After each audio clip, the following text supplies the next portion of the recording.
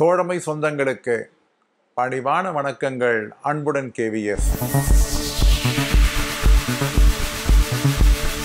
அஞ்சல் துறை 21/10/2024 அன்று தபால்காரர் மற்றும் எம்டிஎஸ் பணிகளிலே ஜிடிஎஸ்ஐ விடுப்பு மற்றும் அவர்கள் ஆப்ஷன் காலத்திலே எப்படி பயன்படுத்திக் கொள்வது என்பதற்கான விளக்க ஆணையினை வெளியிட்டிருக்கிறது. ஏற்கனவே அஞ்சல் துறை 2/9/2008 அன்று இது குறித்த ஒரு விளக்க ஆணையினை வெளியிட்டிருக்கிறது. அந்த விளக்க ஆணையானது சரியான முறையிலே பல மாநிலங்களிலே நடைமுறைப்படுத்தப்படவில்லை என்பதை தன்னுடைய முதல் பத்தியிலே மிக முக்கியமாக குறிப்பிட்டிருக்கிறது.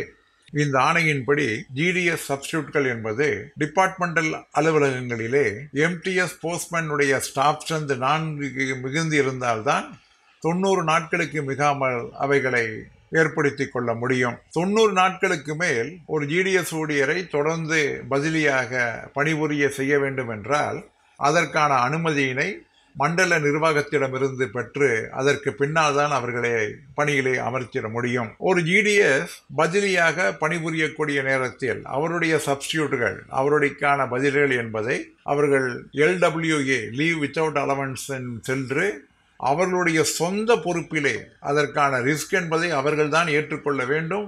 அல்லது காம்பினேஷன் ஆஃப் டியூட்டி என்பதை செய்ய முடியுமா என்பதையும் பரிசீலித்து தான் அந்த சப்ஸ்டியூட் என்பதை போட்டியிட வேண்டும் என்று 11/2/2023 ஆணையிலே சொல்லப்பட்டிருப்பதை கடைபிடித்திட வேண்டும். ஸ்டாப் கேப் அரேஞ்ச்மெண்ட் என்பது உடனடியாக ரத்து செய்யப்பட வேண்டும். தபால்காரர் மற்றும் எம்டிஎஸ் போஸ்டிலே உரிய அதிகாரி 90 நாட்களுக்கு மிகாமல் அனுமதி அளிக்கப்படவில்லை என்றால் அது உடனடியாக ரத்து செய்யப்பட வேண்டும் என்று இந்த ஆணையிலே சொல்லியிருக்கிறார்கள். ஏற்கனவே ஒரு அலுவலகத்திலே 4 பேருக்கு மேல் இருந்தால் அங்கே சப்ஸ்டியூட் அரேஞ்ச்மெண்ட் போடாமல் அதற்கு பதிலாக காம்பினேஷன் ஆஃப் டியூட்டி தர வேண்டும் என்று ஆணை வெளியிட்டிருந்தது.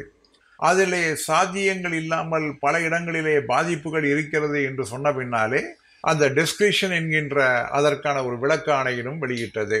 அந்த விளக்க ஆணையினை மட்டும் சொல்லாமல் மூல ஆணையினை மட்டும் சொல்லி அதை சரியாக நீங்கள் நடைமுறைப்படுத்திட வேண்டும் என்று இந்த ஆணையிலே சொல்லப்பட்டு இருப்பதால் நிச்சயமாக இது குறித்த சில பிரச்சனைகளை அல்லது சில ஐயங்களை தேவையில்லாமல் கோட்டளவிலே எழுப்பி தபால்கார தோழர்களுடைய விடுப்பிலே செல்வதற்கு சில பிரச்சனைகளை எழுப்பிடக்கூடும்.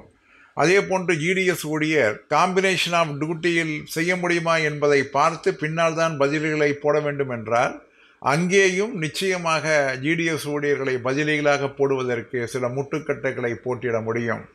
இது போன்ற விளக்காணைகள் அனைத்தையும் ஒதுக்கி பிராக்டிகலாக என்ன செய்ய முடியும், எப்படி செய்ய வேண்டும் என்பதற்கான சரியான விளக்காணையினை அஞ்சல் துறை வெளியிட்டால்தான் அது தபால்கார தோழர்களுக்கும் சரியாக இருக்கும், ஜிடிஎஸ் ஊழியர்களுக்கும் சரியாக இருக்கும். இப்படி எல்லாவற்றிலும் ஒரு புள்ளி வைத்து பின்னால் பிரச்சனை வந்தால் அந்த ரிஸ்க் ஆஃப் த ஜிடிஎஸ் இவைகளையெல்லாம் சொல்லி தேவையில்லாமல் குழப்புகின்ற இது போன்ற ஆணைகளை எல்லாம் அஞ்சல் துறை தவிர்த்து ஒரு சரியான விளக்காணையினை வெளியிட்டால்தான் சரியாக இருக்கும் என்பது என்னுடைய கருத்து. என நண்பர்களே, மீண்டும் சந்திப்போமா? அன்புடன் கேவிஎஸ்.